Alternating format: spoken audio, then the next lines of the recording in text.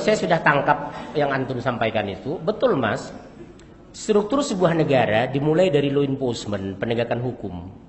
Ketika penegakan hukum dilakukan, antum pernah ke Singapura? Belum. Lihat Singapura itu. Sepreman-preman orang Jakarta, kalau Singapura pasti disiplin karena sistemnya sudah rapi. Tapi serapi-rapi orang Singapura ke Jakarta pasti buang sampah karena Jakarta tidak ada sistem. Jadi Islam itu keunggulannya di sistem. Semenyimpang apapun umat Islam, kalau dia kembali kepada sistem, namanya sistem hukum Al-Quran, dia pasti kembali menjadi yang benar. Persoalan hari ini, kita terlambat memperkenalkan sistem. Saya ngisi kajian di rumah Dirjen HAM dan Humas. Saya banyak ngisi kajian di rumah Menteri. Saya sampaikan tadi, metodologi hukum Islam dalam tataran implementatif. Mereka senang. Apa jawab Dirjen Sekjen di sana? Ya gimana Pak, kami memahami Islam. Karena kami belajar Islam dari Belanda, bukan dari Saudi Arabia. Satu-satunya cara kepala negara harus yang Islami. Bisa nggak kita angkat kepala negara ke depan yang Islami? Ada pilihan yang Islami tapi dijatuhkan di impeachment. Siapa itu? Pak Habibie. Dia mantan ketua ICMI. Begitu dia jadi presiden dilantik, pertama dia robah apa? Karpet istana yang merah jadi hijau. Yang kedua, parade senja yang dilakukan militer penurunan bendera dihapuskan karena mengganggu sholat maghrib pejabat negara. Yang ketiga, bersatu dengan Jenderal Faisal Tanjung, semua akabri, pembukaan akabri, sekian persen diambil dari pesantren. Diharapkan jenderal yang beragama Islam yang taat. Tapi begitu terpilih justru yang menjatuhkan Pak Habibie dari orang-orang Islam. Karena apa? Diprovokasi dari media mereka. 1.600 kali Pak Habibie di demo, padahal targetnya luar biasa bagus. Beliau di cover dengan Faisal Tanjung, bersatu dengan ini, ketua DPR-nya, MPR semua Islami, membuat karakter negara yang Islami. Tapi maaf, karena kekuatan media di tangan mereka, muncullah gerakan anti Habibie di Bundaran HI. Turunkan Habibie, Habibie anjing, sisa Orde Baru, segala macam. Oleh Bapak, waktu itu Bapak Sudi Silalahi, membawa mereka ke Kodam. Ternyata orang yang teriak-teriak tadi yang berjilbab, di bawahnya semua salib. Ternyata orang Kristen yang dipertutup dengan jilbab. Luar biasa Pak kekuatan media itu.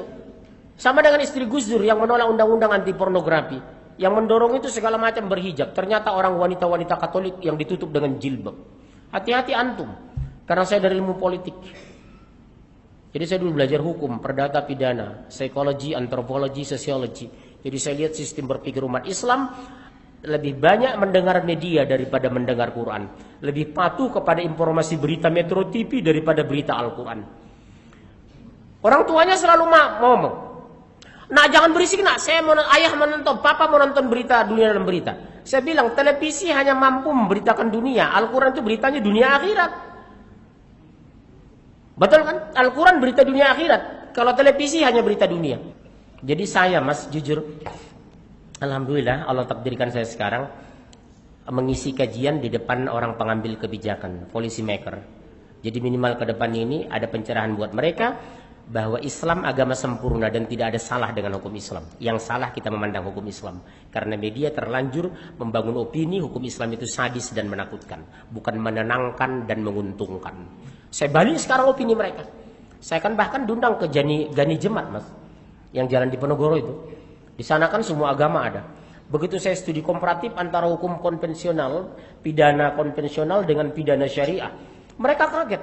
Luar biasa Islam itu saya bilang. Islam itu transparan, universal, praktis, ekonomis. Contoh. Dalam Islam itu membunuh nyawa lawan nyawa. Kutiba alaikumul qisasu fil qats. Nyawa dengan nyawa. Qisas. Bayangkan 5 orang mau saya pancung, modalnya cuma 700.000. 5 detik selesai. Cik, cik, cik. Kayak tetelan.